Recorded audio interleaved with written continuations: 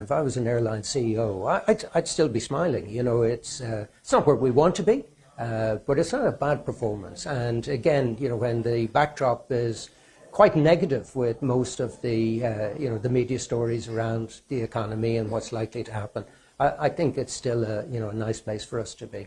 And I want to talk about the load factors. Those projected to be an all-time high, 84%, given the continued issues with the supply chain. My understanding is that the load factor is kind of keeping the airfares high and helping with the airline's revenues because there is this high demand, low supply. But IATA is saying travelers will benefit from ever more affordable air travel. So what's happening there? Yeah, so you're right in terms of what has an impact on pricing. Typically, supply and demand are very significant. But for our industry, it's not just supply and demand, it's also the oil price. And what we see historically is that there's almost a direct correlation between the oil price and ticket prices. So when the oil price comes down, and we are expecting a reduction in our oil bill this year, ticket prices come down as well. So we're seeing strong demand. We're seeing supply shy of the demand, principally because of supply chain issues. But when you put it all into the mixer and look at it, I think it's still going to be a good environment for consumers. Competition in the industry remains fierce. There's a lot of opportunities and options for travelers. So I think the general environment is positive towards consumers, and I think will be positive towards the industry as well. Okay.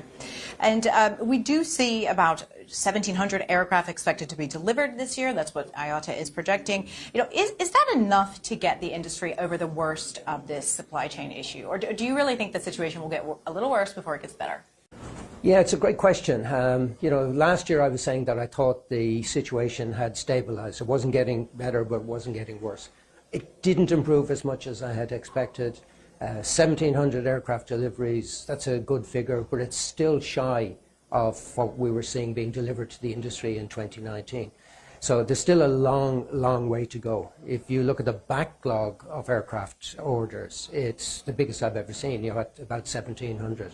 And if you're looking at an average of 1,700 aircraft being delivered every year, it doesn't take a genius to work out how long it's going to take to clear that backlog. So I think we're going to face supply chain issues in the industry for a number of years to come, which is, have to be honest, disappointing, incredibly frustrating. I met with some CEOs who are expecting aircraft to be delivered this month in June. They're now being told they're not going to get them. So, in the month of delivery, they're hearing that they're not going to get the aircraft that they had expected. And that is, you just cannot understand how frustrating that is for airline CEOs. So still a challenging environment. Absolutely. And I just want to go back to the issue of cargo again.